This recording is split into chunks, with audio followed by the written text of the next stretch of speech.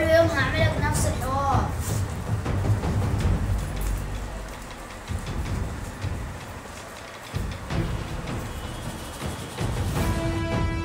فين مفتاح الموتوسيكل؟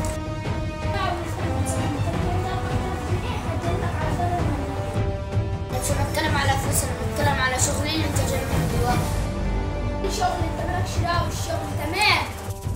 يعني انت بيجي فيك حنك بترد عليا؟ بتشتم بالقلم؟ ايوه بلطشك بالقلم كده. انا عرفت انت شغال ايه. غالية